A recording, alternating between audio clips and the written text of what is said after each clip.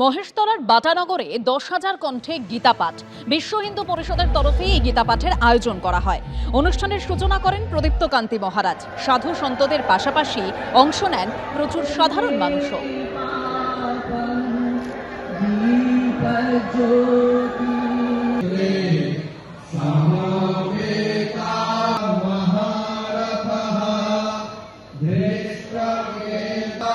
পরিবর্তনের জামানাতেও শিক্ষায় দলতন্ত্রের সেই চেনা ছবি। কলেজ পরিচালন সমিতির মাথায় শুধু বিজেপির সাংসদ বিধায়ক। 247টি কলেজের তালিকা প্রকাশ করল উচ্চ শিক্ষা দপ্তর। কলেজে কলেজে মমতা জামানার প্রতিচ্ছবি বিজেপি আমলেও। কলকাতা থেকে জেলা শাসক নেতারাই কলেজ কমিটির মাথায়। কলেজের পরিচালন সমিতির মাথায় সাংসদ বিধায়ক থেকে মন্ত্রী।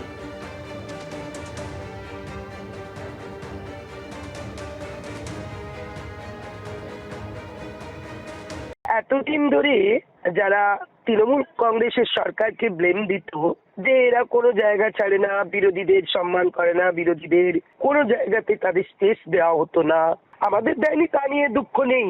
কারণ বিজেপি পরিচালিত সরকার, তৃণমূল পরিচালিত সরকার যা করেছে তারাও তাই করছে।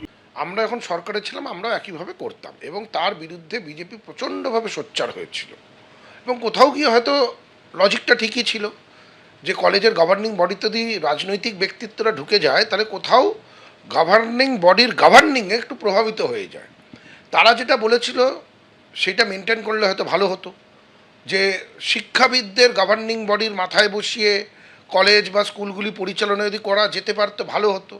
আর যদি একান্তই রাজনৈতিক ব্যক্তিত্বদের আনতে হতো সাংসদ বা বিধায়ক, তাহলে তো সব দলেরই সাংসদ বিধায়কদেরকে আনা যেতে পারতো। তাহলে ব্যতিক্রমটা হলো কোথায়? আমাদের সময় যেটা হয়েছে সেটা ঠিক আমি একবারও বলবো না, কিন্তু এখনও যেটা হচ্ছে সেটাও তো তাহলে একই পথে হাঁটা হয়ে গেল। ব্যতিক্রমটা হলো না। অ্যাডভাইজার হিসেবে থাকতে পারে পলিটিক্যাল যারা ব্যক্তিত্ব, সেই এলাকার এমএলএ বা সাংসদ, তারা অ্যাডভাইজার হিসেবে থাকুক, কিন্তু গভর্নিং বডিতে ডাইরেক্ট ইনভলভ না হয়ে শিক্ষাবিদদের দিয়ে চালালে আমার মনে হয় স্বচ্ছতা এবং পরিচালনাটা অনেক সুন্দরভাবে হতে পারে। রাজ্যে ক্ষমতার পালাবদলের পরও শিক্ষায় দলতন্ত্রের সেই একই চেনা ছবি। কলেজ পরিচালন সমিতির মাথায় শুধুই বিজেপির সাংসদ বিধায়কদেরই দেখা যাচ্ছে। 247টি কলেজের তালিকা প্রকাশ করেছে উচ্চশিক্ষা দপ্তর, যেখানে দেখা যাচ্ছে কলকাতা থেকে জেলা শাসক নেতারাই কলেজ কমিটির মাথায়। আর এই প্রসঙ্গে রাজ্যের মন্ত্রী দিলীপ ঘোষ বলছেন, কে যোগ্য সেটা সরকার ঠিক করবে।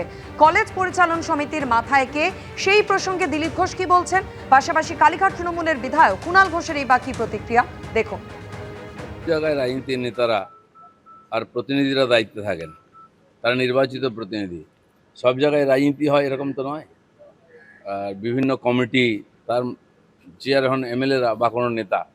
সব জায়গায় রাজনীতি বা সারা দেশে রাজনীতি হয় না, কেবল পশ্চিমবাংলায় হয়। সেটা যদি না হয় সেটা আমাদের লোকেরাই দেখবে। যাকে ভোট দিয়ে জিতিয়েছে সরকারকে লোকেরা, তারা ডিসিশন নেবে কে থাকবে। তৃণমূল লোকেরা আশাই বা করছে কেন? তৃণমূল জমানাতেও খেয়েছে, এ জমানাতেও খাবে, এ অধিকার কে দিয়েছে? সেজন্য আপনাদের লোকে অনুমতি দেয়নি। চুপ করে বাড়িতে বসুন, দেখুন কি করছি আমরা। ভুল হলে নিশ্চয়ই বলবেন। কে হবে সেটা সরকার ঠিক করবে, কে যোগ্য তাকে ঠিক করবে। উনি কি বলছেন যায় আসে না, উনি কেন প্রতিবাদ করেন? ওটা যে ঠিক না ছিল না।